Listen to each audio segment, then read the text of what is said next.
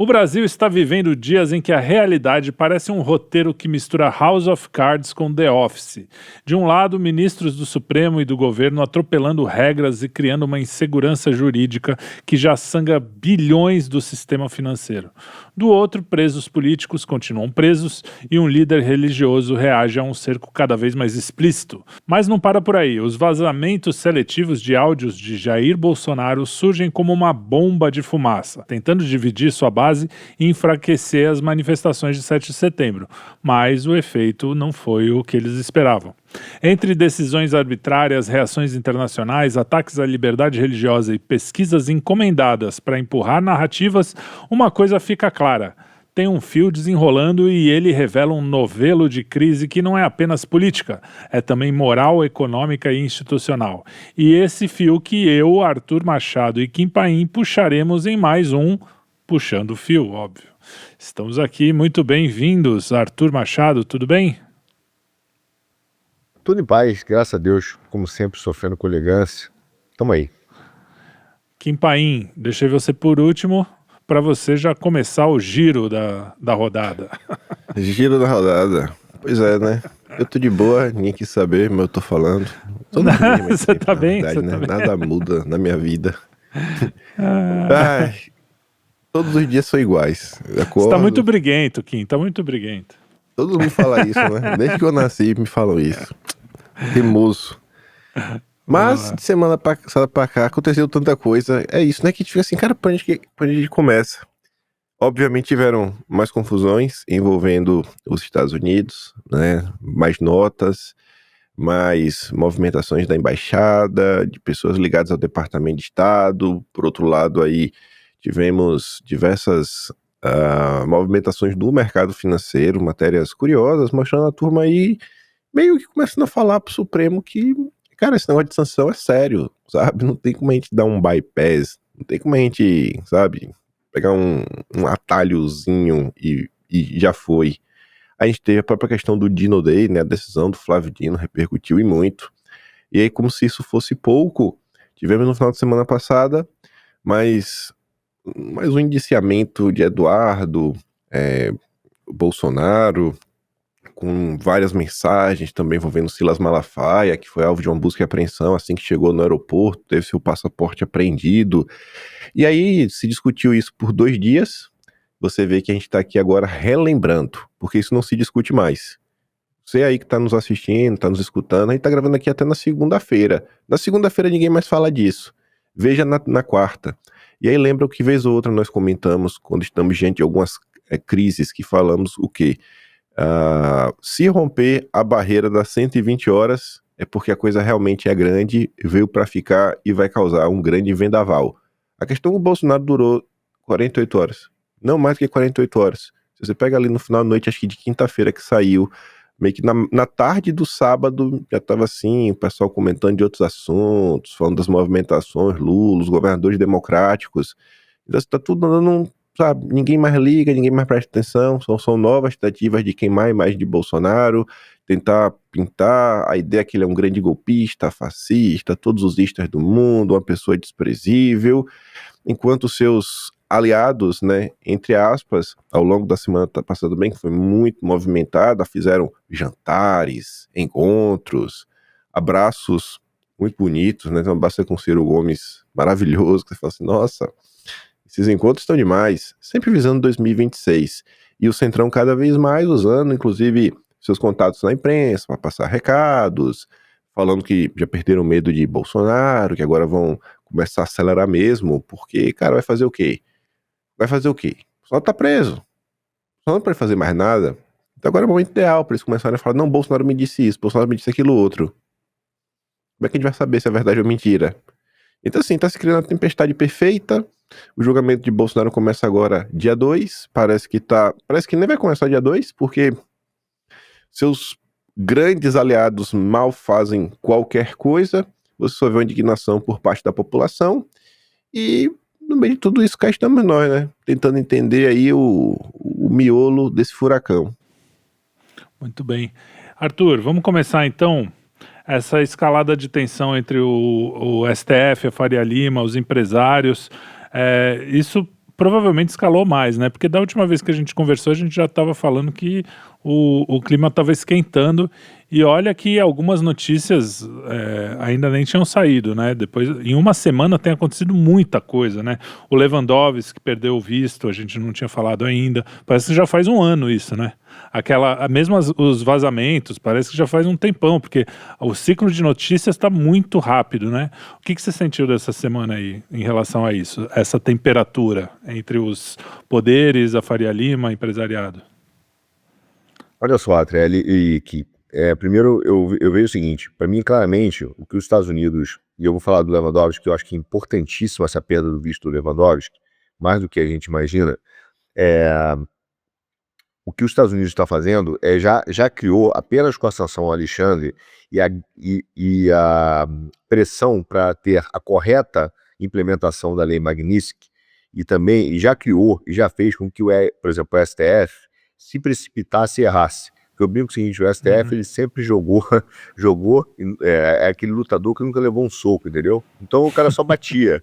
Quando ele levou o primeiro, o cara se perdeu. Então a decisão do Dino foi uma catástrofe, né, dos 47 bi que perderam no dia. A comunicação do Dino na manhã seguinte, fazendo brincadeira, capital especulativo, foi pior do que a decisão, porque, né, ele podia tentar dar um significado mais suave e falar, olha, interpretaram errado. Não, ele foi fazer deboche. Então, isso mostrou que o STF, além de ele já não ser mais uma unidade no que está acontecendo, ele está meio perdido. Agora, com isso, os Estados Unidos criaram um racha entre essa aliança que existe do setor financeiro com o setor jurídico no Brasil, né? Do sistema financeiro rentista com o sistema de extorsão e coação judicial. Então, claramente, na hora que o Gilmar sentou com a 10 Esteves, tentou garantir que não ia ter aplicação da lei Magnitsky, tentou achar caminhos, e os bancos falaram que vão aplicar, já há uma divergência entre esses caras, e o comentário do Dino piora a situação, né? Piora a situação. Agora, o que acontece na prática? Dia 2, o Kim tem absoluta razão, acho que começa o julgamento do Bolsonaro. Eles já marcaram várias sessões extraordinárias. Então já estão prevendo sessões extraordinárias para acelerar o julgamento do Bolsonaro. Contando as sessões extraordinárias, eu fiz um cálculo rápido aqui, claro que sujeito a erro, porque eu não sou o presidente do Supremo, né? Nem advogado, mas fazendo um cálculo rápido, ele deve acabar realmente relâmpago, entre o dia 12 e dia 15 de setembro. E honestamente, entre nós, os votos estão prontos. Vocês têm dúvida que o voto está pronto? Você tem dúvida que o cara vai lá e é tudo pro forma? Os votos estão prontos. De maneira que as ligações finais vão sair e ninguém vai dar muita bola, ninguém vai ler de verdade. Eu dou um tempinho para fingir que leu e tal, mas os votos estão prontos. Então eu imagino que a decisão de sentença do Bolsonaro saia em setembro. Tanto é que, agora, pensando em fluxograma, qual a grande questão? É que a Suprema Corte, já até saiu notícia hoje no Metrópolis, já está prevendo, junto com o governo, sanções posteriores, o que pode acontecer depois do julgamento do Bolsonaro, né? Então já estão prevendo qual o tipo de sanção que o Trump pode dar. O cara pode aumentar de 50% para 70% a tarifa comercial, agora o cara pode sancionar mais gente, algum movimento obviamente terá, né? Porque o Trump fala claramente que as sanções têm a ver com a carta dele parem de perseguir o Bolsonaro, e ele vai ser, né, condenado. Então, dentro desse sistema, o que a gente está vendo é o seguinte, a aliança do sistema financeiro hoje dos Estados Unidos, dos bancos, preocupam e começam a dizer para o STF que ele tem que tomar alguma decisão, entendeu? E tentar fingir alguma neutralidade. Os bancos fingem alguma neutralidade, né, no processo, mas não se esqueçam que eles assinaram a Carta pela Democracia lá atrás, né, com Lula e Bolsonaro, então eles sempre tiveram lado. Só que eles estão apostando que vai haver a aposta dos bancos é que o Trump não vai aumentar a temperatura, eles vão apoiar o candidato liberal, né, um projeto Tarcísio, um projeto alternativo qualquer, e com essa pseudo-direita, então a coisa vai se acalmar. Eu acho que é uma aposta completamente equivocada, entendeu? E só para fechar, sobre o visto do Lewandowski, eu achei que esse foi foi a questão mais importante da semana, para mim, em termos de sinalização, por um motivo. Na mesma semana que ele tira o visto do Lewandowski, ele manda as tropas, os 2 navios lá, os 3 navios, para a fronteira da Venezuela, mobilizando acho que 4.000 soldados aproximadamente, né, pelo menos foi o que deu na Reuters, e dizendo que ia sentar o cacete nos cartéis da América Latina. O Lewandowski estava no Supremo, mas não está mais. A perda do visto do Lewandowski, como ministro da Justiça, para mim está diretamente ligado àquela visita que o governo americano fez em maio desse ano ao governo brasileiro, dizendo que deveria entender que se eles, nos Estados Unidos, realmente colocassem o PCC e o Comando Vermelho como organizações terroristas, seria uma consequência desastrosa, de certa forma, para o Brasil, porque o Brasil não teria tomado nenhuma iniciativa. Então haveria uma série de inúmeras sanções muito pesadas. E falou, olha, é bom vocês fazerem alguma coisa. Só que o governo brasileiro não fez nada. A percepção do governo americano é que ele não fez nada. Então, a sanção ao Lewandowski, a perda do visto, inicialmente, é uma sinalização do tipo, nós entendemos que o ministro da Justiça está apoiando indiretamente, ou por omissão, ou por complacência, os cartéis no Brasil. Entendeu? Então, uma sinalização que vai além da questão apenas hoje do Bolsonaro, que é tema central no STF, mas os caras estão ampliando essa percepção, entendeu? E, obviamente, isso passa pelo sistema financeiro, né? A gente sabe que as questões dos cartéis passam pelo sistema financeiro do Brasil e do mundo. Então tem muita coisa aí, cara, debaixo desse angu, mas eu vejo assim, realmente começa a ter uma crise que o sistema financeiro está tentando devolver para o Supremo, mas vai estourar nele, entendeu? Essa crise irá estourar no sistema financeiro. Só acho que eles pensam que os Estados Unidos pode sancionar, mas não vai chegar ao ponto de gerar um prejuízo realmente ainda maior do que o da variação da Bolsa para os bancos. Eu acho que eles estão apostando errado, né? Pois é, porque da onde eles tiram? Porque a impressão que dá, não sei se é torcida da minha parte, mas a impressão que dá é que os Estados Unidos estão firmes na questão da anistia do Bolsonaro. Tipo, não tem... É uma das coisas centrais, não tem como isso sair. Eles podem até negociar outras coisas depois, mas a impressão que eu tenho do Trump, principalmente, e do Marco Rubio, todos eles sempre deixaram bem claro. Aliás, até teve o cara, o Departamento do Tesouro lá, não sei quem foi exatamente, mas um deles falou que, não esqueçam que tem a coisa de libertar o Bolsonaro, além da seção 301 lá. Deixa eu ver se eu lembro o nome do cara aqui. O Peter Navarro. Peter Navarro, conselheiro sênior, ele falou que tem as questões do tarifaço, investigação da seção 301, mas reforçou o pedido da carta do Trump, libertem Bolsonaro. Então, assim, sem Bolsonaro livre, não faz sentido eles fazerem algum tipo de plano, mas parece que é esse mesmo, até pelos encontros dos presidenciáveis, né, fora o Bolsonaro. Parece que é esse o movimento, né, e é muito estranho. Sei lá, o que você acha disso, Kim? Eu tô louco, porque eu não vejo, tá claro, parece, e os caras não estão vendo, que negócio é esse? Eu acho que o plano sempre foi esse, né, tirar Bolsonaro, a própria esquerda... Não toda ela, né? Mas você pega nosso amigo Ruizão, que acho que foi o primeiro a falar isso com todas as letras. Está acontecendo no Brasil, ele falava um golpe de Estado. Você está tirando um dos candidatos mais populares, o candidato que tem votos, que é o Bolsonaro, para forçar que alguém odiado pelo povo seja eleito com esses votos. E ele falava, no primeiro momento vocês vão tirar Bolsonaro, e no segundo momento, toda essa máquina aí do establishment vai se voltar contra o governo Lula para garantir que a tão odiada terceira via volte ao poder. E eles ficam naquele papo do não, temos que ir atrás do candidato mais viável. Eu até tuitei sobre isso hoje. Cara, não tem candidato mais viável. Tem um candidato anti-Lula. O candidato anti-Lula é viável. Quem for o candidato anti-Lula será viável. Isso é óbvio. Sim. Vamos parar de idiotice, pipipi. O que vocês estão fazendo não é buscar o candidato viável. O que vocês estão fazendo é um golpe de Estado, retirando a possibilidade de Bolsonaro, de Eduardo, ou qualquer pessoa que verdadeiramente represente os anseios de uma parte significativa da população brasileira para emplacar o candidato da Faria Lima, o candidato do André Esteves, o candidato dos banqueiros, o candidato da Rede Globo, o candidato do sistema. O que a gente já está falando aí há muito tempo e vem repetindo assim ad eterno. Só que a grande parte da população brasileira não faz a mínima ideia do que está acontecendo. Grande parte da população brasileira fica às vezes preso em discussões que não levam a nada.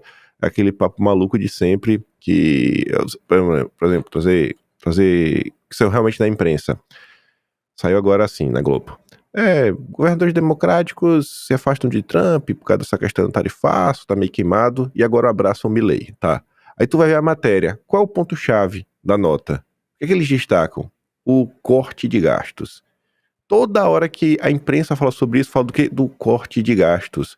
As pessoas não conseguem parar pra pensar o seguinte, cara, por que a Rede Globo, que tanto me odeia, por que todos esses grupos que me odeiam, que não me suportam, não me respeitam, por que eles falam tanto de corte de gastos?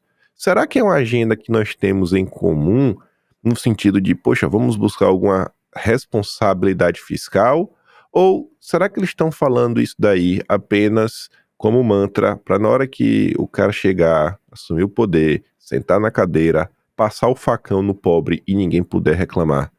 Porque eu não consigo acreditar que alguém realmente ache que a Globo, que André Esteves, que o Itaú, que, sei lá, a nata aí do setor de obras, né, dos campeões nacionais, a JBS, eu não consigo acreditar que o povo acha que essa gente vai fazer lobby, vai se utilizar do seu lobby para passar no Congresso leis de cortes sobre super salários, cortar os super salários do judiciário, acabar com os penduricalhos. Eu não consigo acreditar nisso. Mas de jeito nenhum. O juiz do Supremo que frequenta o Grupo Esfera vai se mover nessa linha, os membros do Grupo Esfera irão se mover nessa linha, os governadores democráticos que não abrem a boca para falar do judiciário brasileiro, eles vão se movimentar nessa linha? Ou o corte de gasto que eles estão prometendo, mais uma vez, é penalizar o salário mínimo, é penalizar o BPC, é penalizar o gasto com saúde, o gasto com educação, o gasto com infraestrutura, que ainda cada R$1 que você mande só chegue 1 centavo no povo, mas pelo menos chegou 1 centavo no povo. Pelo menos chegou 1 centavo. Porque o super salário do jeito não está chegando nada na população. Sabe? As renúncias fiscais para os campeões nacionais também não estão gerando nada para o povo. Não vê com aquele... Não, mas que produto mais barato? Olha o preço das coisas. Olha o lucro. Tem empresa aí, em especial os bancos. Olha o lucro dos bancos nesse último trimestre. Olha o lucro do BTG. Cara, no país está todo mundo quebrado e lascado. Com a inflação que de 5% não tem nada. E o povo fica aí, ó, anestesiado. Não, mas agora vai. Agora virar o governador democrático. Aí imagina um governo democrático fazendo tudo que o consórcio quer, como vão ser as matérias. A lavagem cerebral vai ser um negócio assim surreal. Se as pessoas acham que a Globo é nojenta fazendo a cobertura do governo Lula, esperem um governador democrático ser eleito.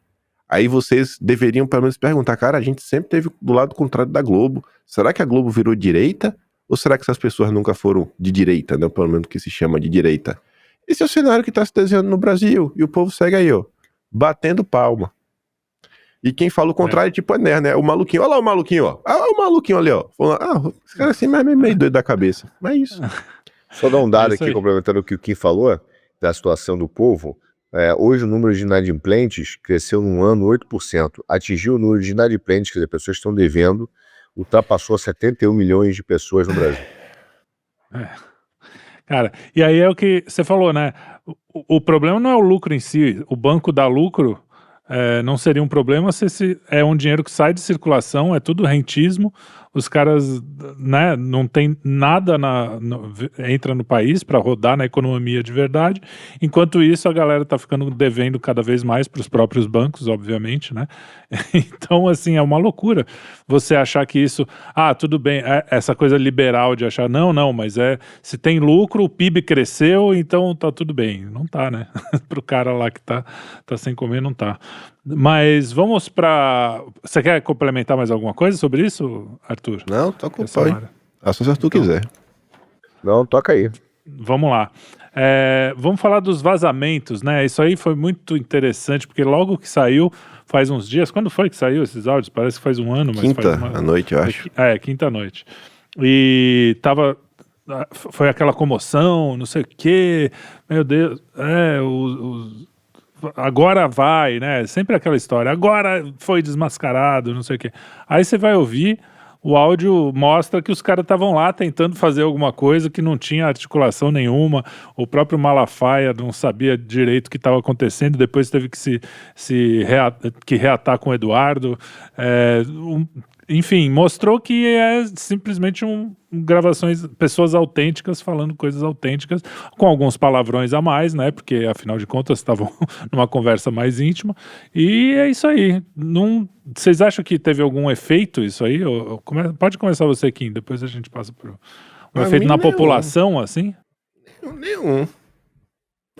Quem que Ao liga pra contrário, eu essa acho que foi um porcaria aí, efeito véi? melhor, né? Acho que foi melhor. Ninguém mais liga pra essa bosta aí, velho. Já dei. Por isso que eu tô falando, durou 48 horas. Por que efeito que tem? Cara, o melhor que teve foi você ver, tipo, a turma do MBL, né? Que a turma do MBL querer dar aula de moralismo. Olha, eles estão xingando. Oh, meu Deus. Isso é tipo de comunicação? Esses são os líderes conservadores.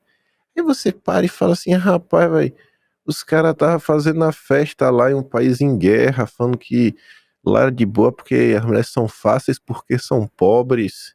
O outro gosta de fazer turismo na Suécia. Que você fala assim, rapaz, velho, e agora esses caras que querem dar aula de moralismo. É pra acabar, viu? Aí você pega a Globo com toda a depravação e as porcarias que a Globo faz. Tá lá o Daniel, sei lá o que é o nome dele lá da Globo News.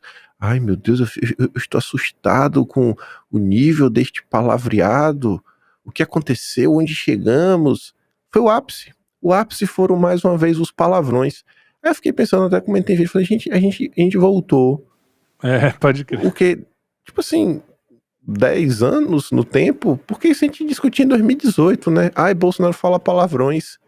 Voltamos 10 anos no tempo. É isso. Esse é o grande furo. A gente voltou a discutir palavrão num país que saiu a notícia nas últimas horas, que um cara que vendia churrasquinho, um cara de 22 ou 23 anos, ele não pagou aí a nova taxa e foi morto tipo 10 da noite. A nova taxa é para ele poder, assim, além Taxa do do imposto que PCC, tem que né? pagar, né, tudo mais, não pagou 1.000 conto, tem que pagar o PCC R$1.000. É a taxa para ele poder trabalhar. Pague R$1.000 para poder trabalhar, não pagou, morreu.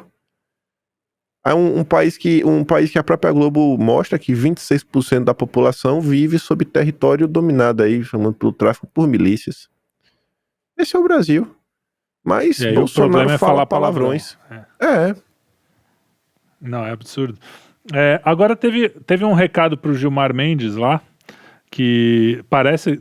Tem gente que tá dizendo que a gravação foi para isso, né? Para descortinar que ele tava conversando lá já com o Bolsonaro, tentando fazer um acordo. Parece que, segundo o Paulo Figueiredo, já estava até acertado uma conversa pro dia seguinte da prisão, né? Esse tipo de coisa, mas também não é nada que fale que algum crime, né? O que você tem a dizer sobre isso, já que Isso aí a própria imprensa já tinha dado já, a Malu Gaspar tinha contado isso na nota. Isso só mostra que o Brasil é 100% técnico, tudo técnico. Você resolve coisas como? Conversando, né? Não é no julgamento, é o julgamento técnico, do início até o fim. Mas não tem o que falar, Trelli. Não tem o que falar, mano. Não tem, sabe? É autoexplicativo. Não tem como uma pessoa ser tão tapada a esse ponto. Se você tem que explicar pra alguém, é só pra tropa intergaláctica e fica dando chilique. Ai, mas Bolsonaro fez lá o acordão, tá? Que acordão que o Bolsonaro fez, estúpido? Né? Meu Deus do céu. E quem saiu bem aí foi o Eduardo, né? O Eduardo, pô, saiu grande, porque além da fake news lá do Estadão, que falou o contrário do que ele falou. Arthur, fala essa história do Eduardo, você também achou que ele ficou... que foi bom? Eu acho que porque eu não sei muito o que... A direita, eu acho que ele cresceu, né? O pessoal quer alguém que realmente se posicione e viu que Eduardo é essa pessoa. E porque viu o que é que ele tá fazendo no bastidor, né? Ele tá tentando livrar o próprio rabo, ele tá tentando livrar o pai, ou ele tá deixando bem claro que, irmão, é a chance que a gente tem para resgatar o Brasil. Porque anteontem ainda teve o assalto na casa dos avós, né? Do Eduardo. Isso. Agora, Arthur, comenta você sobre isso. Porque Também, aí o Eduardo gravou um vídeo, falou uns palavrões, olha, que problema, como sempre vai acabar caindo nisso, né? Quando o cara sofreu assalto, foi lá, o cara ainda falou, segundo o Eduardo, falou que, o seu neto passou Pix pra vocês, não sei o quê. Cara, eu me decepcionaria brutalmente com o Eduardo, com o Bolsonaro e com o Malafaia, se vazasse uma discussão dos três e os caras não estivessem gritando, xingando e falando palavrão. Porque numa situação dessa, em que você está no julgamento, numa Suprema Corte, num julgamento farsa, injusto, entendeu? Que tem chance de você pegar, 30, 40 anos de cana, injustamente, e que existe uma estratégia internacional, nos Estados Unidos, um presidente dos Estados Unidos, o cara sozinho lá, mano, sem ajuda de ninguém, sem ajuda do partido, sem ajuda de ninguém. Ele, Deus, entendeu? Lá no exilado, conseguiu esse contato, ele, Paulo Figueiredo, e aí falei palavrão, tá vendo? Agora já não posso, então eu vou ser expulso do evento. Aí o Malafaia aqui também, cercado às vezes de um sentimento que ele captura e de pessoas que falam pra ele e que pilham ele. Cara, é óbvio que um debate desse, nesse nível de tensão, vai sair palavrão pra caramba, entendeu? Me assustaria se o cara não falasse palavrão num ambiente controlado, íntimo, entendeu? De uma tensão desse tamanho. Eu falei dizer, vocês estão de brincadeira, né? Então, óbvio que tem uma tensão muito grande. Agora, a conversa, para mim, quando você perguntou se o dado é maior, eu acho que o dado é muito maior. Apesar de... E veja bem, o fato da imprensa ficar tentando dizer que ele só quer livrar o pai, que não sei o quê, e tentar esvaziar o Eduardo, que o Eduardo tá acabando com o Brasil, e que tentando com essa historinha, a imprensa só bate porque o cara tá grande. Porque se o cara tivesse pequeno, se o cara fosse desprezível, se o cara tivesse fazendo um trabalho insignificante, ninguém estaria preocupado com ele. Então tá preocupado porque tá vendo, cara, esse cara tá crescendo e esse cara vai ser um perigo. Então o Eduardo, ele saiu muito grande, ele virou uma liderança real e objetiva da direita, e uma liderança que tem uma percepção muito clara do que está acontecendo no Brasil, que infelizmente, quando a gente tem um nível de captura desse tamanho das instituições, dificilmente a gente vai conseguir resolver de forma orgânica. Eu estou tentando fazer assim bem floreado por evitar problemas. Não, é porque eu sempre falo entendeu, isso. né? Olha, eu já falo isso há um bom tempo e não tinha a ver com o Bolsonaro. Eu falava isso sobre a violência no Brasil, né?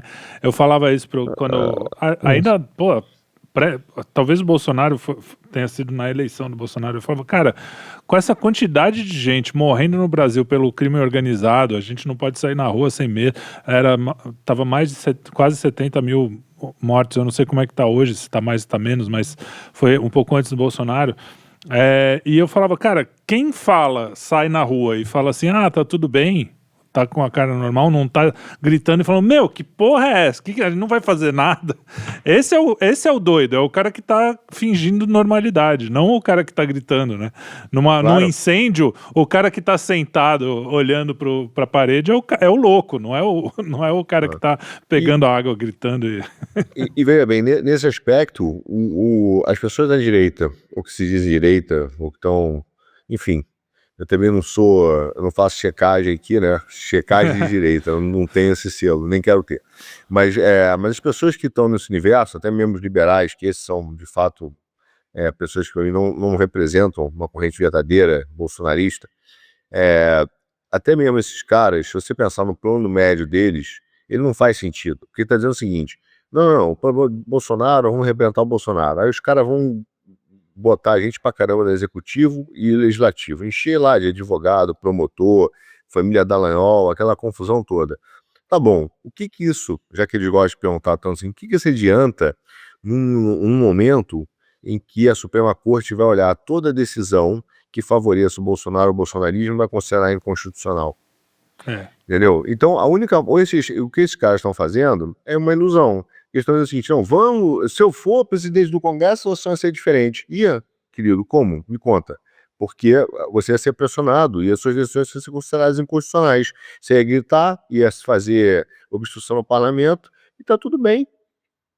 E tá tudo bem, porque o problema é que houve uma invasão e uma captura de poder. Então, isso não se arruma facilmente, a não ser que eles fossem sentar lá e negociar. Pô, irmão, se eles vão sentar lá e negociar, para ser eles, eu prefiro o Eduardo. Então, entendeu? Então, eu acho que o Eduardo hoje, ele saiu muito maior dessa conversa. Eu acho que as conversas me mostraram, cara, exatamente a tese oposta do Alexandre, de que, porra, existe um conluio, tudo que não existe ali é uma organização, é nego batendo cabeça, gritando, o cara xingando o pai nervoso, porra, dá uma entrevista não sei aonde, fica estressado, porra, alguém dá uma informação, como quem falou, tem um entorno ali, o entorno contamina o cara, aí o cara muda de opinião, o Malafaia grita, isso não é uma organização, é tudo Não. menos uma organização com a criminosa, qualquer outra coisa, né?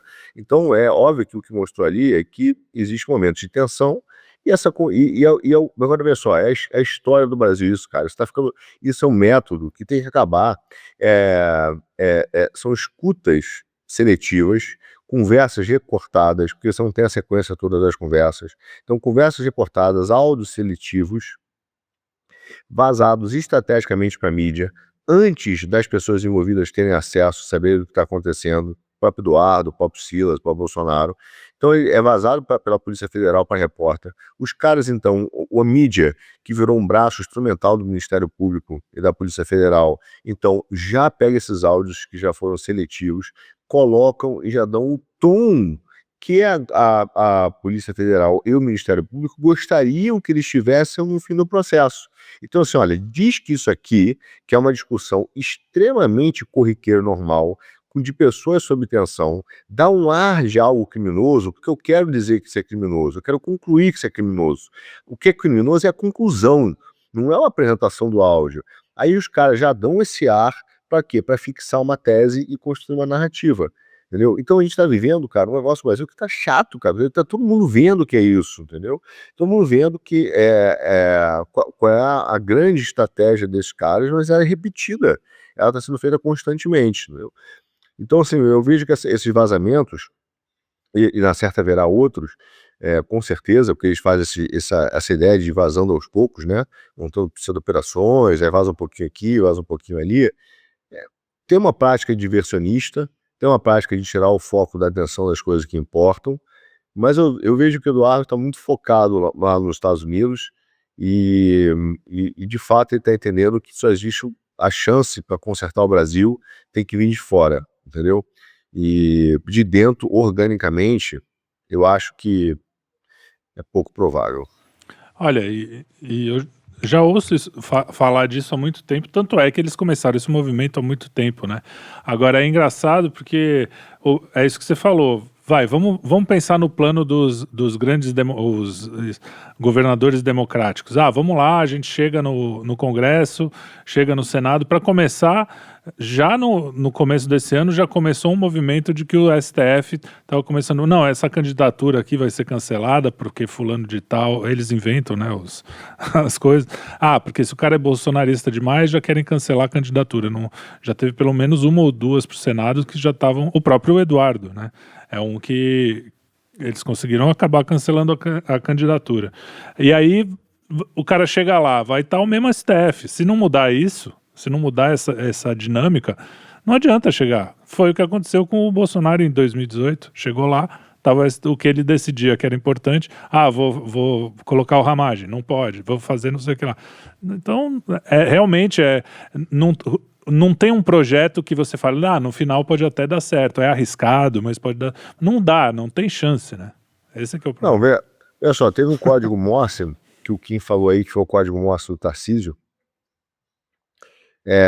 que é um código Morse, para quem entende um pouquinho do mercado, eu tô falando que entenda muito não, que eu sou o Warren Buffett, tô falando de um cara que, porra, que fez o letramento, só isso, então não é demais. Mas o que ele realmente disse, ele virou e falou assim, corte de gastos, ele falou corte de gastos, né, ajuste fiscal, e depois falou que o Brasil deu uma de JK lá, né, vai crescer 40 anos em 5, né, foi o que ele falou.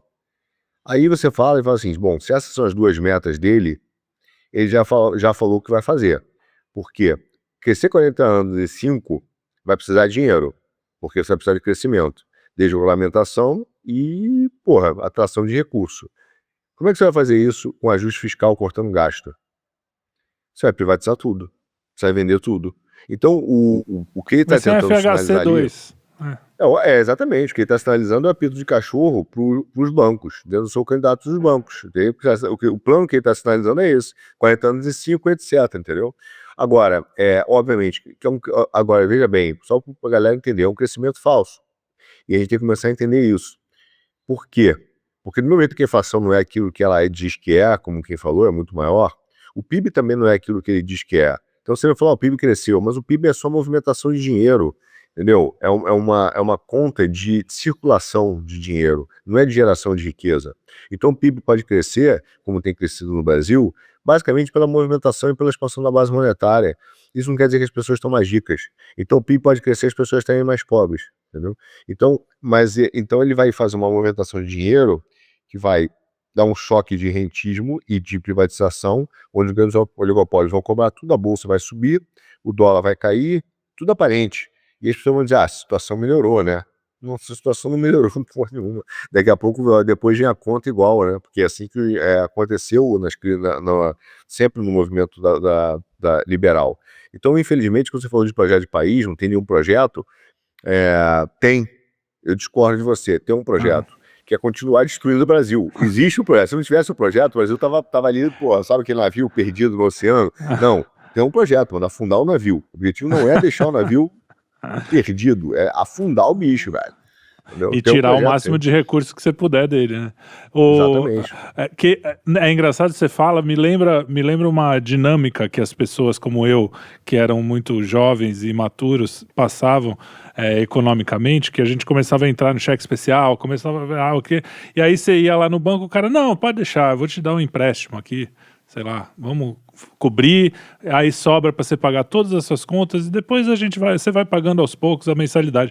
Quando entra aquele dinheiro, a primeira vez, que vai ser essa sensação, se esses caras conseguirem, você fala, puta, resolveu minha vida, meu Deus, puta, ainda bem, graças a Deus. Olha só que delícia, você começa a viver um pouquinho em paz, respira, não sei o quê. Daqui a 6 meses você tá mais ferrado que você tava antes, porque a conta não fecha, que é o que vai acontecer aqui. E aí você já vai ter vendido tudo, como você falou, vai privatizar, vai ter vendido todos os seus bens, que é o que acontecia, e você acaba sem futuro. Então o Brasil, a gente tem um país, né? Aqui. Não é uma coisa que, sei lá, a gente se resolve, eu, pessoa física, tem família, amigos, às vezes, ou então se ferra mesmo, mas aí sou só eu.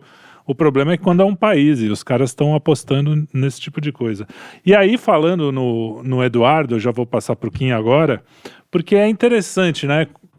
Justamente na semana, ele já estava meio reforçado com essa história toda do Trump e tal, ele já estava um nome forte e mesmo assim não aparecia muito nas pesquisas. Mas agora acabou de sair uma pesquisa do Instituto Paraná, né, que teoricamente é meio aliado, né, mas não, pois é, a direita, pô, você tá dividindo a direita, mas aí não tem nem o nome, os caras nem citam o nome do Eduardo, então os caras já estão escanteando mesmo, é isso mesmo, Kim? Mas é muito tempo, né? Companheiro do Lima, companheiro Murilo Hidalgo, que é quem... Então, por exemplo, o Murilo Hidalgo é o dono da Paraná Pesquisa, né? Aí você tem que se perguntar quem foi que pagou dessa vez. Foi o Ciro Nogueira ou foi o próprio PL?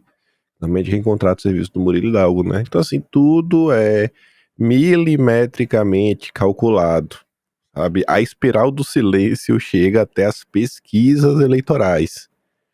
É só colocar o nome da Michelle, que até pra gerar, né, sei lá, talvez uma cisão com os filhos. Daí fala, não, mete o nome do Flávio aí, sabe?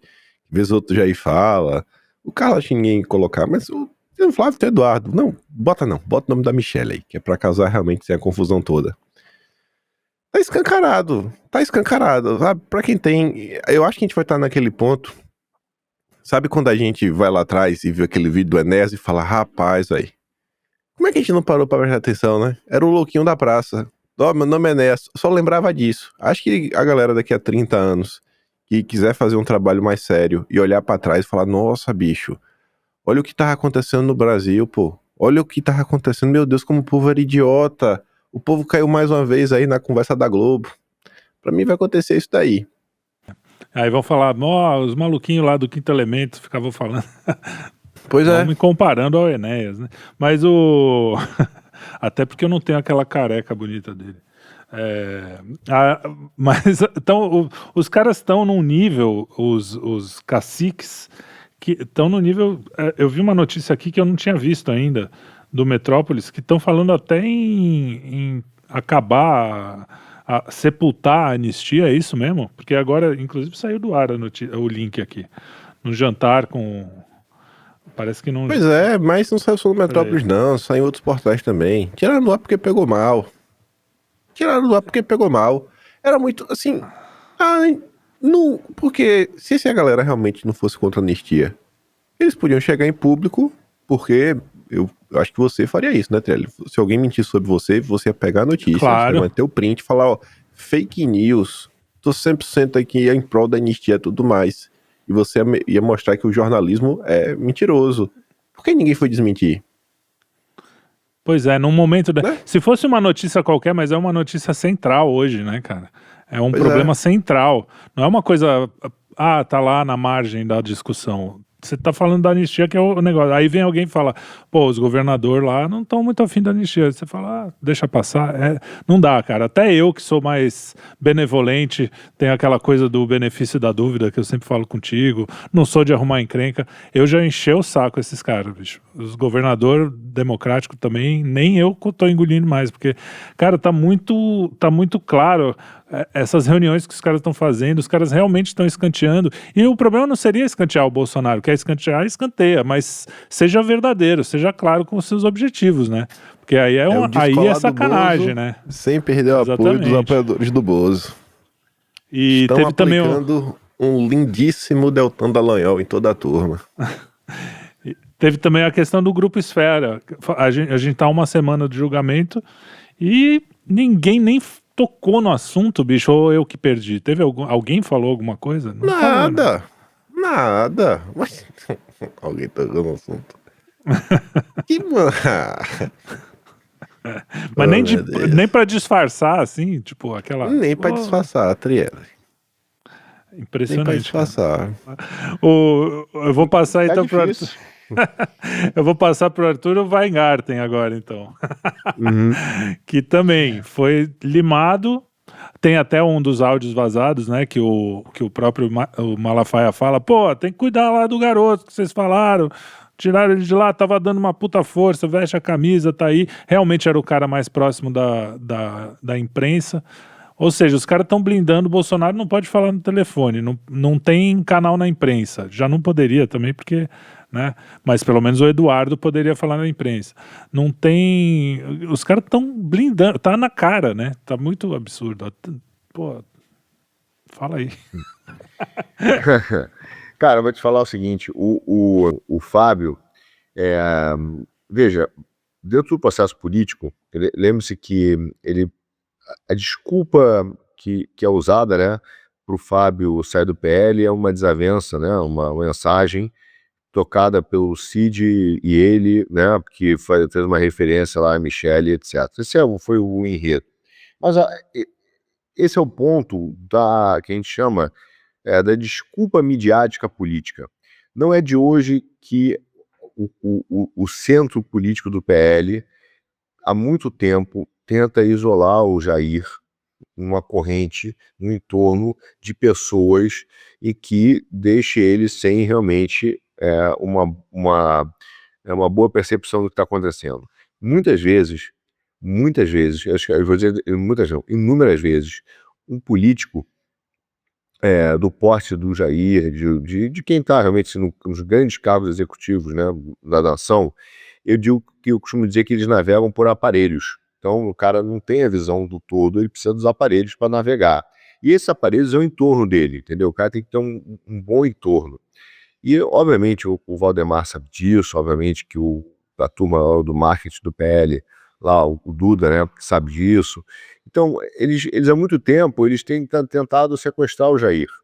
E existem pessoas que são exatamente essa consciência crítica do entorno de um grande político.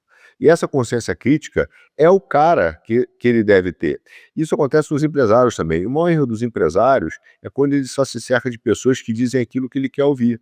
Porque o cara dá uma ideia, todo mundo fala, ótima ideia, fantástica, não sei o quê. Não tem o cara que vai dizer, ó, isso aí vai dar problema, a gente vai quebrar, entendeu? Então, você precisa de um cara que seja a sua consciência crítica, que encha a paciência, cara, que seja o cara que realmente, mas ele tá lá para te defender.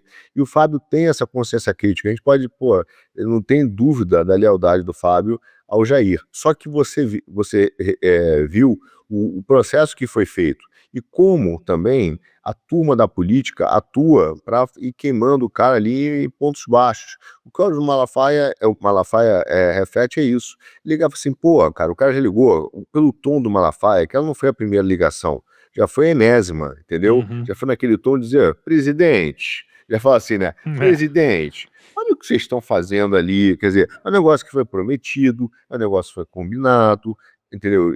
Foi garantido e não aconteceu, entendeu? Então, óbvio que também isso se dá, não é por um esquecimento. E, obviamente, o áudio do Malafaia, para quem entende ali um pouquinho do tom político, reflete isso. Ele tá cobrando do Jair um, é, de colocar o Fábio isolado, entendeu? Ele tá cobrando o Jair dizendo assim, cara, vocês prometeram uma coisa pro cara, e é óbvio que o Valdemar tá sem vontade política de fazer. E enrolou o garoto, entendeu? Então, isso é apenas mais um passo que há muito tempo o PL tem feito para colocar o entorno do Jair cercado de instrumentos que não dizem para ele a realidade do voo que ele está. E essa é parte do problema, entendeu? De algumas decisões do Jair, que acaba aparecendo para as pessoas de fora, às vezes incertas, como aconteceu com a questão do Eduardo lá na CNN, né? Que gerou também a discussão entre eles. Então, é óbvio que isso do Malafaia, quer dizer, e do Fábio, fez parte desse processo de isolar o Jair e botar maus aparelhos e afastar uma consciência crítica do cara que possa, de fato, gerar uma percepção correta. E o timing foi péssimo, porque o Fábio Van Garten era o cara que sempre colocava e fazia questão de colocar uma versão da versão do Jair dentro da mídia, entendeu? Não vou dizer que ele acertou sempre, ninguém acerta sempre, nem é da melhor forma, mas assim, claro que ele fez de boa fé, ele sempre colocou a versão do Jair na mídia. O que aconteceu agora é que com o isolamento e retirada do Fábio, entendeu, desse círculo de próximo do presidente, nem mais presença na mídia a gente tem. Porque também o PL não faz nenhuma questão de representar a mídia. Veja, eu até perguntei isso no Twitter. Falei, quanto esses caras gastaram de dinheiro para fazer curso de influencer, eventos de influencer, para ensinar a falar pessoas na rede social? Cara, eles não gastaram R$1 para contratar um advogado, para mandar esse advogado, cara, na ONU, na Comissão de Direitos Humanos, um advogado europeu. O PT gastou milhões quando o Lula estava preso. Entendeu? Pô, meteu a máquina, era a máquina inteira reclamando, gritando todo dia, 24 horas por dia, entendeu? E não tem um movimento no partido em relação a isso. Então você vê claramente que o que o PL está fazendo é tão simples quanto isso. É isolar o presidente, entendeu? De uma forma em que ele não consiga perceber aonde ele está voando e a leitura desses instrumentos, vai estar totalmente descalibrada. E a gente vê que esse movimento internamente também é muito fraco, né? A impressão que me dá é que eles falam assim, putz, esse Eduardo fica atrapalhando lá, enchendo o nosso saco, deixa a gente fazer nosso negócio aqui, não enche o saco. E aí você vê isso também quando você vê a reação do Temer, que vai pedir pro Lula, né? Ô Lula, vai lá conversar para falar disso, também completamente fora da realidade, né? Ainda não percebeu um cara como o Temer. Não é possível que ele não tenha percebido, tem algum cálculo nisso. E Hugo Mota, que também, até agora, nada de anistia, enfim, já daria para ter feito. A gente o Kim, dia sim, dia também, dá umas porradas no Hugo Mota, porradas não reais, tá bom? Para ninguém ir preso aqui, mas e aí? E a parte política, a galera do Congresso, onde é que tá a direita também? Cadê os nossos caras? Eu vejo às vezes o Felipe, a Carol Detone fazendo alguma coisa, os caras ficam gritando, mas ação mesmo, os caras têm a caneta na mão, e aí? E aí, Você né? até elogiou, desculpa, só para finalizar. Você elogiou quando eles fizeram a obstrução ali, né? Pois Só que parou por ali, né? Fez ali, Parou, né? não deu certo, parou. Vambora. Ai, eu não sei, velho. Eu não sei. Enfim, né? Eles deviam estar fazendo um pouco mais. É o que foi, é os parlamentares que foram eleitos nesse momento. Infelizmente é o que tem pra hoje. O felizmente é o que tem pra hoje, né? Podia ser pior também, aí depende de como a gente quer olhar. Podia só ter petista, ia ser muito pior, né? É verdade, porque ia estar perseguindo ainda. Ia estar perseguindo. Então, melhor eles do que ter uma bancada de petistas. Mas é o que tem no país hoje. É o ponto que nós estamos. É o ponto aí que fica na rede social. Nossa crítica de sempre, o povo emocionado, o povo leva tudo. Teceu 2 falas contra o PT, a galera já abraça. Teve até uma coisa que eu abordei um dos meus vídeos. Tem um caso aí que aconteceu, aí uma pessoa falou mais ou menos o seguinte: independente de quem está certo, pare. Aí eu parei assim, eu falei, bicho, sabe, me quebrou esse comentário. Eu falei, caraca, mais de 2.000 curtidas num comentário desse. Como as pessoas chegaram nesse ponto, sabe? A gente tá regredindo no tempo. É uma coisa que a gente vem falando aqui, né, no programa, a gente tá regredindo no tempo. A direita se orgulhava de dizer que estava em busca pela verdade, o pessoal, né, tratava isso com uma forma assim tão bonita. E agora não, independente de quem tá certo, só para. Então assim, a pessoa não tá disposta a saber quem tá falando a verdade, quem tá falando a mentira. Virou um jogo de futebol. Política tá voltando a ser futebol. É meu time, é muito mais torcida do que razão, é expectativa. Às vezes o cara tá assim, não, vou vestir essa camisa aqui porque essa camisa dá sorte. Se eu vestir essa camisa hoje no parlamento, sei lá, uma lei que eu quero vai ser aprovada. E a coisa não é dessa forma, né? Não é assim que a coisa funciona. E é o que se tornou, né, a direita brasileira. E acho que quanto mais a gente se nega a enxergar isso, mais distante a gente fica de qualquer possível solução. Eu acho que eu já falei isso pra vocês, que a gente, no próximo 8 anos aí, acho que a gente, eu até acho que eu falei mais ou menos assim, ó, a direita ela vai crescer em tamanho, mas ela vai regredir em termos, sei lá, estruturais. Eu acho que, olhando o que vem sendo feito aí, poucas pessoas realmente estão tentando construir algo. E esse movimento de emburrecimento, ele é muito grande. Muito grande. Talvez o melhor exemplo tenha sido o episódio do Pablo Marçal. Você já parou pra pensar o que seria Olavo de Carvalho vivo, ter que ouvir Pablo Marçal e ver a galera que surfou o hype dele, batendo palma pra Pablo Marçal? Um cara que qualquer pessoa, pô, com vivência mesmo, de viver, de sair, de fazer negócio, de trabalhar, sabe, de apertar a mão de pessoas, de olhar e falar, a gente tá diante de um picareta, e o povo empurrando um picareta. Sabe, uma pessoa que já viu, sei lá, qual foi aquele primeiro, acho que foi o Enway, não sei falar, um negócio desse que é tipo o Telex Free da vida, mas lá atrás. Amway, isso. Uma pessoa que já viu tudo isso, já viu o Pablo Marçal, fala, caraca, velho, o que é que tá acontecendo com o Brasil? Mais uma Telex Free. Essas pessoas não aprendem. O Marçal é um sinal dos tempos. É o que se tornou a direita brasileira. Tem os Cavaleiros do Zodíaco e você tem os Boleteiros do Zodíaco. É isso. Mas é louco isso mesmo. Quando você falou, eu vi esse vídeo que você falou, pô, eu prefiro estar errado e você falar, não, você tá errado, do que você falar, não, independente de quem tá certo, é melhor não brigar. A gente sempre falou isso mesmo, pô, eu Arthur, você um pouco menos, né? Mas a gente sempre fala, cara, a gente chega aqui e fala, tamo errado, erramos, sabe, não tem problema. Se a gente vê, a gente quer a verdade. Eu já falei até em tretas públicas entre vocês e outras pessoas, que eu falo, cara, me mostra aí, se for verdade qualquer coisa dessas acusações que faziam pro Arthur aí, me mostra, me prova, eu vou ser o primeiro a falar, cara, esse Arthur aí realmente é um picareta, não sei o quê. Só que não mostra, entendeu? E aí você quer, mas você ou tá no meu time ou tá no seu time. Não, cara, injustiça é injustiça, vai acusar injustamente, eu vou ficar puto. Então, assim, a busca é pela verdade mesmo. Eu não tenho problema nenhum em chegar amanhã e falar, cara, tudo que eu falei aqui, eu achei que eu tava certo, não foi por sacanagem, mas eu me enganei, beleza. Só que parece que é isso que você falou, tem gente que faz questão de manter o pé no erro só para falar, não, eu não errei, eu apoiei o Pablo Marçal, mas era o necessário naquele momento. Até eu não sei se você lembra de um Notícias de Quinta, que a gente está reformulando já, talvez apareça de novo, um monte de gente sempre pergunta. a gente teve uma notícia de quinta que o Marçal ajudou lá no Rio Grande do Sul, lembra? Logo que ele apareceu, mas teve aquela... o cara deu uma força e tal. E a gente deu uma elogiada, mas até nos bastidores, assim, a gente falou, pô, a gente não sabe direito, mas vamos elogiar, mas com calma, assim, né? Porque...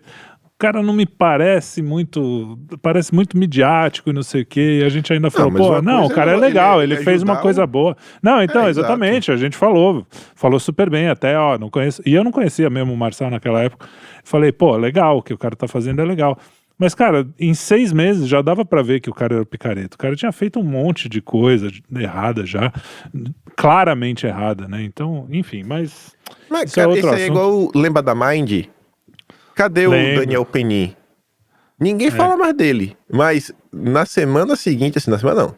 48 horas depois do vídeo da Mind, Daniel Penin, senador. Pronto. Já Aí. estavam levantando a bandeira Daniel Penin, senador, bicho. Senador! O cara não pode dar uma bola dentro e os caras já querem eleger. Assim, rapaz, tem que ser senador. Fala, meu Deus do céu, velho. O que tá acontecendo, velho? É muita loucura.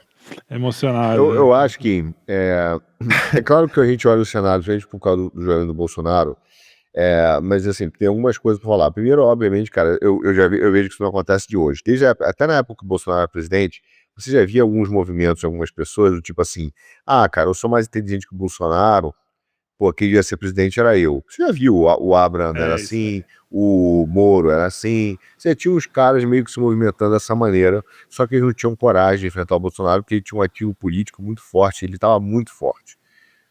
Quando o Bolsonaro continua tendo um ativo político que é o voto, mas ele fica fraco dentro da instituição, esses caras se mostram, se rebelam.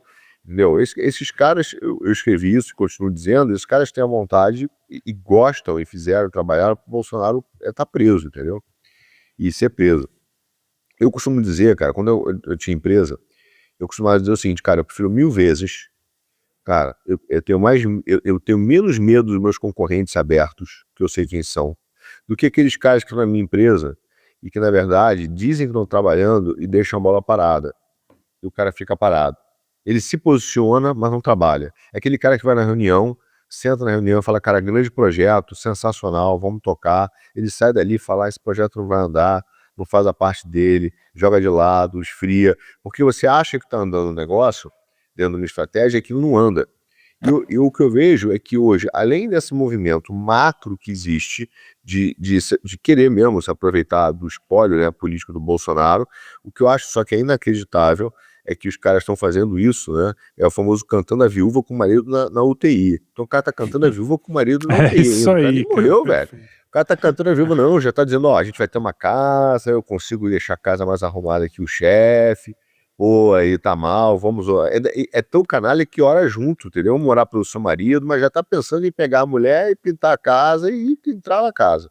Já tá falando 40 anos em 4, entendeu? Já tá falando de choque de desenvolvimento, de ajuste fiscal. Porra, o cara, meu irmão, virou presidente. Então, é óbvio que isso não é novo. Agora, na nossa base de Congresso, o que eu sinto foi que a gente, eu de novo entrei sem querer naquela parada lá no Twitter, na sala para variar, né? Tava trabalhando aqui, eu vejo uma parada aqui em Painha. Eu falei, deve ser o Kim, me chamou aqui, eu entro, tá numa sala lá. Aí eu falo, puta, velho, entrei de novo. Mas assim, eu até comentei isso, que era o seguinte, o problema é que se posicionar a favor da anistia, cara, não é você trabalhar pela anistia, se posicionar é o mínimo. Eu posso chegar aqui e me posicionar, né? Sou deputado federal, me posiciono, desligo a câmera, faço um tremendo escarcéu, desligo a câmera, cara, vou fazer outra coisa. Então eu estou me posicionando, mas estou trabalhando? Não. Defender a anistia é fazer o trabalho, por exemplo, que o Felipe Barros está fazendo. Agora, todos esses caras, principalmente do Partido Novo, e tantos outros também da direita, né, do PL também, alguns, eles falam muito da anistia, mas eles não usam a caneta que eles têm, que é o problema do Isso que eu Tarcísio, que falei. também não usa a caneta que ele tem. O cara tem uma caneta gigante, entendeu? O Tarcísio é uma caneta gigante. Os deputados unidos já teriam uma caneta gigante. Então eles não usam. Então os caras realmente não querem tocar a bola. Entendeu? Então o nosso problema que a gente tem hoje é um problema que passa por uma questão há muito tempo macro, de querer tomar o poder, aquela frase clássica, né, de querer os votos do Bozo, mas descolando do Bozo, né? Ao mesmo tempo, hoje, ter uma omissão, uma inação conveniente. Agora, o que esses caras não contam é que o processo político ele é muito fora da nossa imaginação de como ele acontece. Então, por exemplo, se você chegasse, provavelmente em 2016, acho que o Lula foi preso o quê? 16, né? 17, 17 lá. E falasse para um petista, cara, que o Lula seria presidente novamente, cara, alguns desses caras estavam deprimidíssimos. Falou, cara, agora acabou, porque a nave estava com cara, tudo com cara de que ia, estourar. E o processo político, ele acontece de uma maneira, algumas coisas que são totalmente aleatórias, e mudam o jogo, e trazem volta a certos grupos. E eu estou dizendo isso que até o próprio trabalho do Paulo Figueiredo com o Eduardo, eu costumo dizer, eu não quero exagerar nem dar esperanças teológicas equivocadas, mas para mim é coisa de Deus, entendeu? Porque é inimaginável, entendeu? Eu até falo assim, as orações da tiazinha na porta lá do quartel, que as pessoas debocharam, Deus ouviu, porque Deus falou assim, não, eu vou fazer de outra maneira, calma. E de repente, cara, chama o Trump, quando você chegasse pro Kim e falasse assim, Kim, 2018, né, quando a gente perdeu, 2022 perdeu a eleição, ligasse, cara, fica tranquilo que o Trump vai ajudar a gente. Ele ia dizer assim, cara, ia me zoar, ia dar aquela, você tá maluco, enterra um Arthur. Até porque nem o Trump era presidente ainda, né? Isso, mas imagina falar, o presidente dos Estados Unidos vai querer se preocupar com o Brasil e começar a comprar essa briga e vai botar a gente na Magnífica. Ele vai dizer, olha, eu não sei o que o Arthur tá tomando, mas controla o Arthur aí, para de tomar cogumelo, velho. Então, mas eu quero dizer isso, né, por isso que eu quero forçar a barra teológica, mas o processo político das coisas não são como parece. Então, assim, se o Bolsonaro, em setembro, de repente, cara, for sentenciado a 38 anos, etc., cara, uma coisa a gente sabe, tudo no Brasil é mutável a depender do contexto.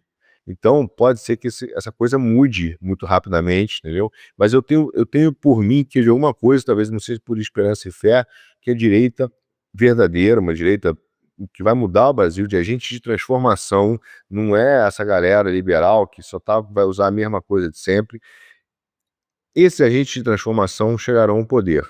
E eu acho que aí, cara, pode ser Eduardo, não estou dizendo que vai ser 2026, pode ser 2030, ele chegará ao poder.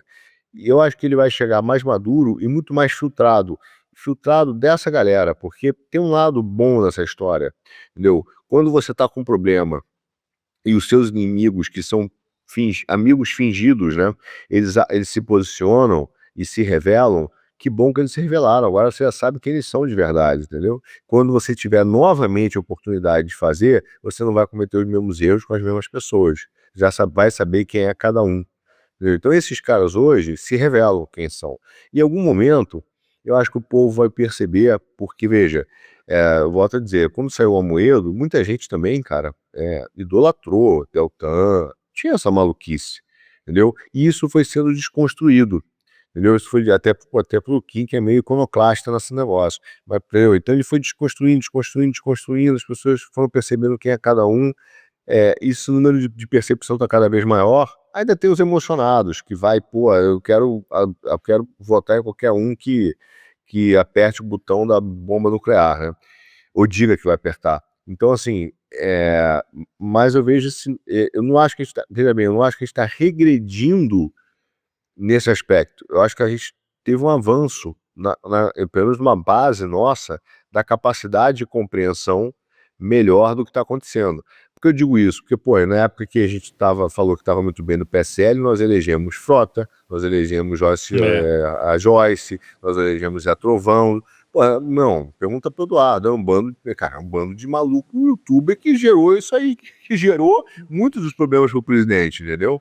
Muitos dos problemas. Hoje, pelo menos, uma parcela já olha e fala assim, cara, não quero esses caras. Então, eu acho que tem avanços, entendeu? Tem melhoras, né? Assim, é claro que o cenário ainda não é animador, mas as coisas também não são definitivas no Brasil, né? Essa é uma realidade que, nesse momento, é uma boa esperança.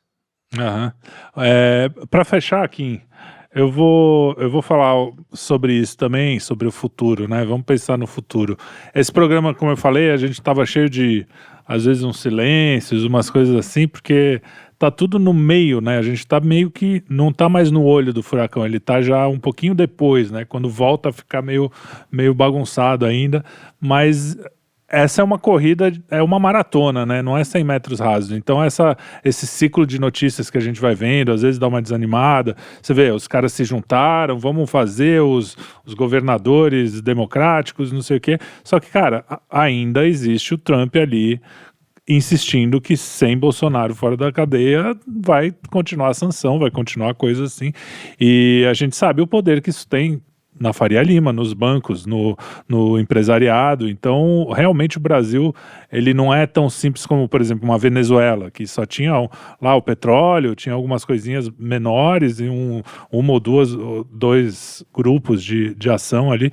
O Brasil é um negócio enorme, com várias pessoas, vários grupos e vários interesses também. Então, até para o pessoal aqui que ouve, as nossas tias do Zap, queridas, para entender que, pô, isso a gente vai ter que ter uma certa paciência, né? Pode acontecer de tudo, a gente não sabe o resultado final, mas ainda não acabou a guerra, né? A gente é uma semana ainda que a gente tá vendo o que tá acontecendo e muitas coisas, como o Arthur falou, evoluíram, não só desde a eleição para cá, mas também nessa história da Magnitsky. Até pouco tempo os bancos estavam falando, não, isso aí não é nada demais, agora a coisa já mudou. Então, a gente tem uma memória muito curta, né, e o ciclo de notícia a gente vai consumindo, esquece que, pô, onde a gente estava até pouco tempo não tinha nem Magnitsky, não tinha nem Trump, não tinha nada, a gente estava ferrado.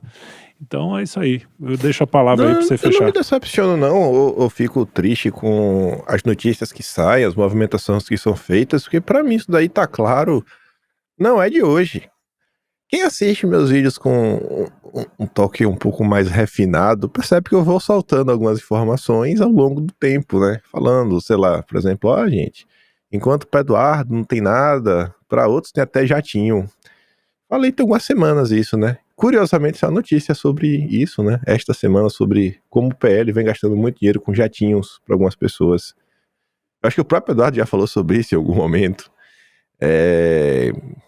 O discurso de olha, Bolsonaro, você não voltar tal candidato, você vai ficar preso para sempre, hein, Bolsonaro? Então escolha muito bem, viu? O destino do Brasil não tá nas suas mãos. Tem quanto tempo que a gente tá falando sobre isso? Também saiu notícia no Estadão sobre essa situação.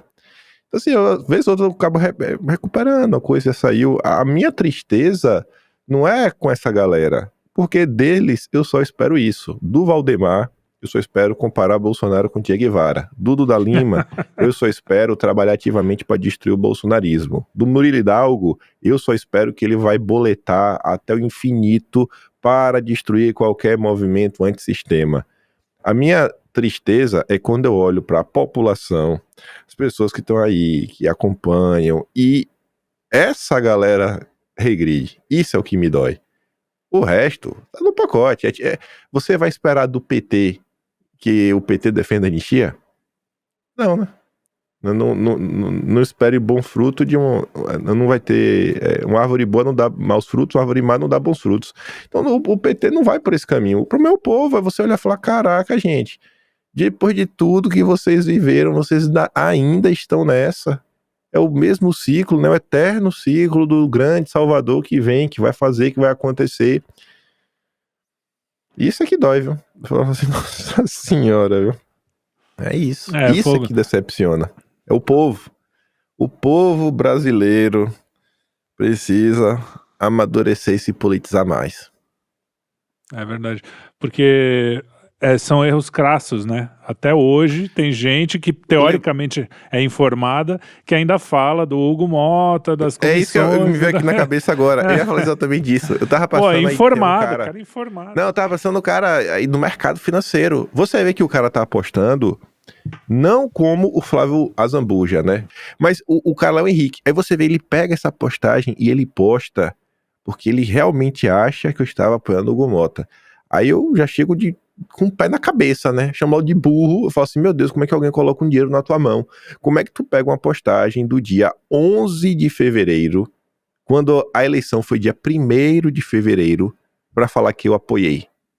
O que é que aconteceu? O que é que está dizendo ali a coisa? Em segundo lugar, como é que eu apoio uma eleição que só quem pode votar são parlamentares, né? Deputados e senadores. Então eu falo assim, velho, o que é que tá... Assim, e é um cara que formado, com nível superior, não sei o que é que ele tem, mas ele tá lá, trabalha numa instituição financeira da vida. Você fala, irmão, esse cara aqui recebe o dinheiro de diversas pessoas que às vezes estão querendo planejar o seu futuro, melhorar de vida, fazer, sei lá, um plano de previdência privada. Você fala, cara, é isso daqui, pô. Esse é o nível do debate público. Essas são as pessoas letradas. Imagina as iletradas, que são aí aos montes, que vocês acompanham naqueles vídeos de Brasil, que eu dou muita risada. Você vive o povão mandando. mesmo do interior. Mas aí você fala. É a mesma coisa que daqui a 3 anos alguém pegar um corte seu e falar: vá, Dedé, salve o Brasil. E falar: ó, o Kim Paim apoiava André Esteves. Era puxação. É exatamente o mesmo tom que você falou: pô, Hugo, eu quero lembrar de você como um cara que. É tão óbvio isso que é foda. Essa postagem especificamente me deixa bem puto. Eu acho que eu vou me reservar o direito de discordar do Kim dessa vez. Porque eu acho que você falou que o cara é burro, né? Eu acho que ele pode também... a sua câmera apagou. Eu acho que ele também pode ser burro. Mas eu aprendi uma coisa nessa caminhada, Kim, que o liberal, a gente parte de um pressuposto que na filosofia chama de pseudopróton, né? Que é o erro inicial nosso que desvirtua todo o raciocínio. Que é que nós partimos da mesma premissa que nós queremos um Brasil melhor e temos o mesmo padrão ético. Eu garanto a você que liberal não tem padrão ético. Então quando você fala assim, cara, o cara tá fazendo isso, ou esse cara é muito FDP, ou ele é burro, né? Aí você pensa, esse cara é empresário, já o pessoal investe com ele, não pode ser muito FDP, né? Deve ser burro. Não, mano. Dessa vez eu discordo, é FDP, porque o cara sabe o que está fazendo. Ele não pegou isso por acaso, entendeu? Os caras que fazem isso, fazem de forma proposital, pensada, sabendo que vão mentir, sabendo que estão, cara, enganando e sabendo que estão, de fato, cara, distorcendo ou, nesse caso, mentindo descaradamente mesmo, entendeu? Então eu já cheguei a essa conclusão que o cara não quer a verdade e não está realmente preocupado, não é uma questão de inteligência. Eu digo isso até às vezes pelas acusações que os caras fazem no meu business, é o que aconteceu comigo na minha empresa. Por quê? Porque muitos desses liberais teriam a condição de discutir de igual para igual sobre alguns ocorridos, porque são práticas empresariais. Por que eles não fazem?